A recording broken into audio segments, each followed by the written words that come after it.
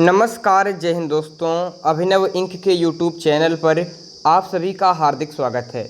चलिए दोस्तों, फटाफट से देख लेते हैं एसएससी CHSL 7 जून 2022 सेकंड शिफ्ट में पूछे गए सभी 100% रियल क्वेश्चनों को। दोस्तों, इसकी PDF फाइल प्राप्त करने के लिए आप हमारे व्हाट्सएप ग्रुप से जुड़ सकते हैं, जिसकी लिंक डिस्क्रिप्शन बॉक्स में दी हुई है। तो यहाँ पर दोस्तों क्वेश्चन पूछा गया है कि शेषनाग झील कहाँ स्थित है।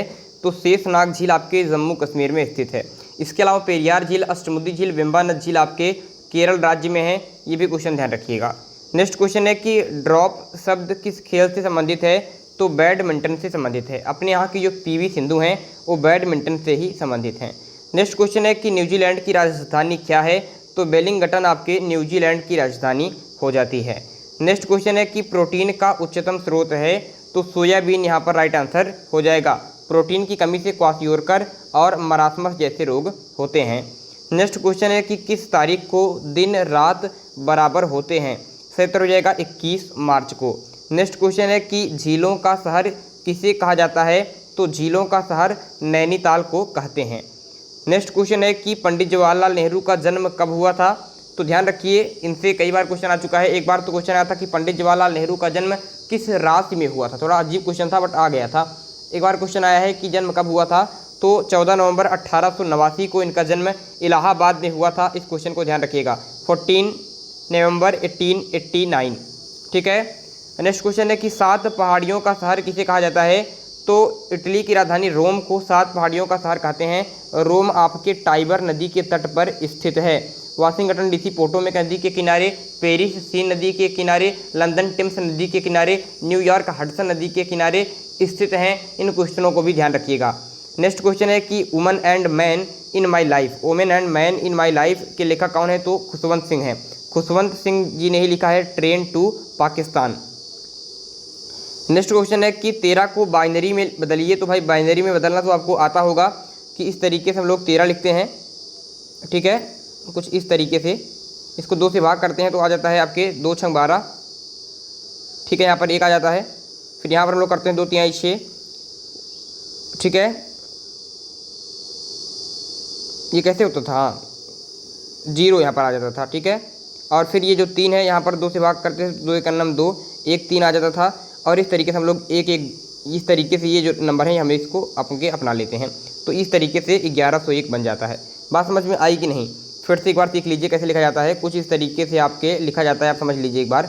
जैसे यहाँ पर आपके 13 है तो आप यहाँ पर लिखेंगे 13। ठीक है, यहाँ पर 13 और फिर इसको 2 से भाग लगाएंगे। 6 बार जाएगा, 2 छंग 12, 1 आपके शेष बचेगा। यहाँ पर मैंने लिख दिया। फिर 2 से भाग लगाया इस 6 में, 2 3 6 आ गया और 0 बच गया शेष में। अब ये जो 3 है इसमें 2 से भाग लगाया तो 2 1 2, शेष आ गया 1।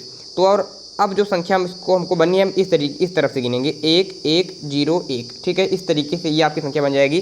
तो 1101 हो जाएगा 13 को बाइनरी में बदलने के बाद। समझ में आ गया होगा किस तरीके से बदला जाता है। नेक्स्ट क्वेश्चन है कि पुर्तगालियों ने गोवा को बीजापुर से कब जीत लिया। तो 1510 ईस्वी में पुर्तगालियों ने गोवा को बीजापुर से जीत लिया। पुर्तगाली आपके प्रथम यूरोपियन थे जो भारत आए थे। 1498 ईस्वी में वास्को डिगामा भारत के कालीकट बंदरगाह में उतरा था। 1502 ईस्वी में वास्को डिगामा दूसरी बार भारत आया था। ठीक है, इस क्वेश्चन को ध्यान रखिएगा। क्वेश्चन आता है कि वास्को डिगामा दूसरी बार भारत कब आया। तो 1502 ईस्वी में। नेक्स्ट क्वेश्चन है कि मानव जैसी प्रजातियों जैसे कि आपके बंदर, वानर, वनमानुष आदि के व्यवहार का अध्ययन किसमें होता है। तो प्राइमेटोलॉजी में होता है इनका अध्ययन। नेक्स्ट क्वेश्चन है कि किस वंश के मानव सर्वप्रथम खड़े होकर चलने लगे। तो होमो इरेक्टस मानव सर्वप्रथम खड़े होकर चलने लगे। वैसे तो इस समय जो मानव है ये कौन से वंश के हैं। तो होमो सैपियंस के हैं। ठीक है। क्वेश्चन है कि जब अग्निशामक कि लोग को दबाया जाता है। ठीक है, वहाँ पर जो बटन होता है इसको दबाया जाता है तो कार्बन डाइऑक्साइड गैस का उत्पादन करने के लिए सल्फ्यूरिक अम्ल किसमें मिल जाता है। तो सोडियम हाइड्रोजन कार्बोनेट सही उत्तर हो जाएगा। कुछ समझ में आया कि नहीं समझ में आया। तो यहाँ पर जान लीजिए कि होता क्या है कि अग्निशमन में कि जो यहाँ पर H2SO4 होता है। ठीक है, सल्फ्यूरिक अम्ल की बात करते हैं तो ये सोडियम हाइड्रोजन कार्बोनेट में मिल जाता है, यानी NaHCO3 में मिल जाता है। तो इससे बनता क्या दोस्तों, इससे तो बनता है जो उसको ध्यान दीजिएगा, इससे बनता है Na2SO4। पहली बात तो Na2SO4। ठीक है, प्लस क्या बन जाता है, प्लस H2O बन जाता है और प्लस CO2 बन जाता है। तो यही इसी CO2 का उत्पादन होता है जिससे आग को बुझाया जाता है। तो वही क्वेश्चन पूछ रहा है कि जब अग्निशामक की नोक को दबाया जाता है तो कार्बन डाइऑक्साइड गैस का उत्पादन करने के लिए, यानी इस CO2 का उत्पादन करने के लिए जो सल्फ्यूरिक अम्ल है वो किस में मिल जाती है, तो यहाँ आप देख रहे हैं कि NaHCO3 के साथ मिल जाता है, सोडियम हाइड्रोजन कार्बोनेट के साथ मिल जाता है। तो वही आपका उत्तर हो जाएगा। ठीक है, इस रिएक्शन को ध्यान रखिएगा। नेक्स्ट क्वेश्चन है कि बेकिंग सोडा का रासायनिक नाम है, तो सोडियम हाइड्रोजन कार्बोनेट को यानी NaHCO3 को ही आपके बेकिंग सोडा कहते हैं, खाने वाला सोडा कहते हैं। लेकिन धावन सोडा का सूत्र अलग है। देखिए अगला क्वेश्चन वही है कि धावन सोडा का रासायनिक नाम है, तो सोडियम कार्बोनेट डेकाहाइड्रेट, यानी सूत्र लिखें तो Na2CO3.10H2, यानी आपके जल के 10 मॉलिक्यूल ये आपके क्या होते हैं, तो इसे कहते हैं धावन सोडा। तो आपके बेकिंग सोडा क्या है, NaHCO3, और आपके धावन सोडा क्या है, तो Na2CO3.10H2। ठीक है, ध्यान रखिएगा। नेक्स्ट क्वेश्चन है कि ऑक्सीजन के कितने अणु से ओजोन बनता है, तो O3 जो होता है ये आपके ओजोन का सूत्र होता है।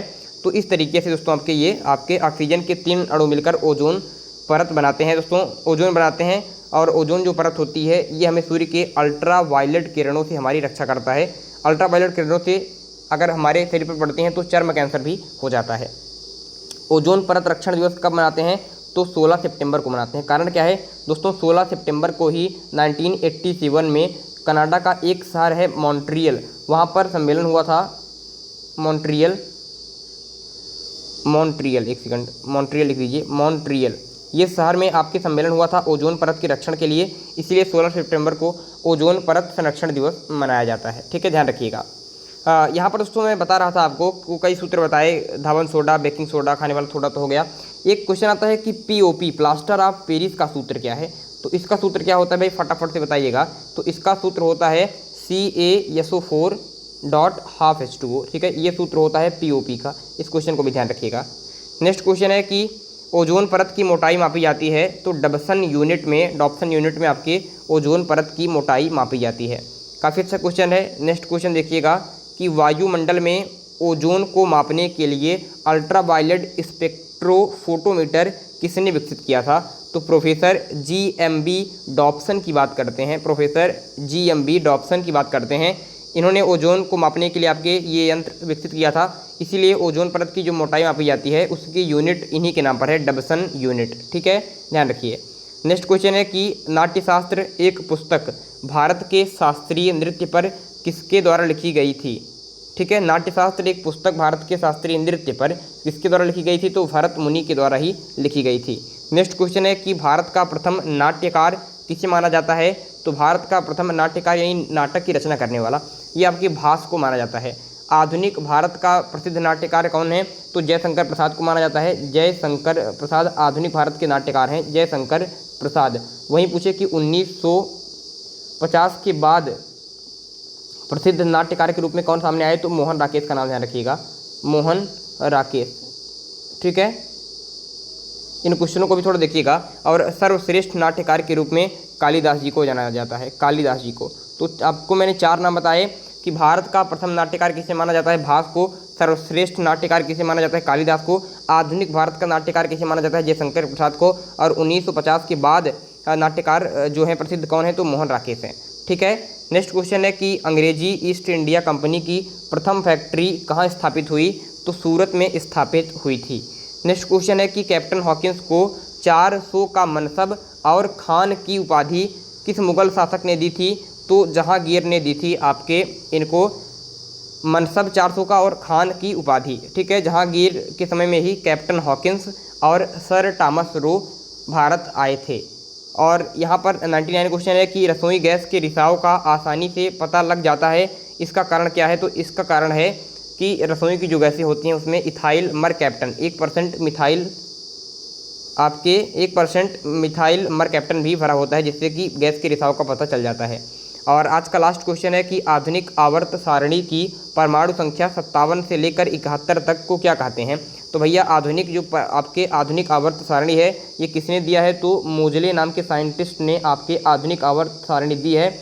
और इनकी ये आवर्त सारणी किस पर आधारित है, तो परमाणु क्रमांक के आवर्ती फलन है। ठीक है, तो परमाणु क्रमांक पर आधारित है मोजले की आवर्त सारणी। और अगर क्वेश्चन पूछे कि सर्वप्रथम आवर्त सारणी किसने बनाई थी, तो सर्वप्रथम मेंडलीफ ने आवर्त सारणी बनाई थी। उनकी जो आवर्त सारणी थी वो परमाणु भार के आवर्ती फलन थी, यानी परमाणु भार पर आधारित थी। ठीक है, बाद में ये फेल हो गई थी और मोजले ने आपके आधुनिक आवर्त सारणी दी थी। और कह रहे हैं कि इसकी परमाणु संख्या 57 से लेकर 71 तक जो होता है, इसको कौन सी श्रेणी कहते हैं, तो लैंथेनाइड श्रेणी आपकी कहा जाता है 57 से लेकर 71 तक को।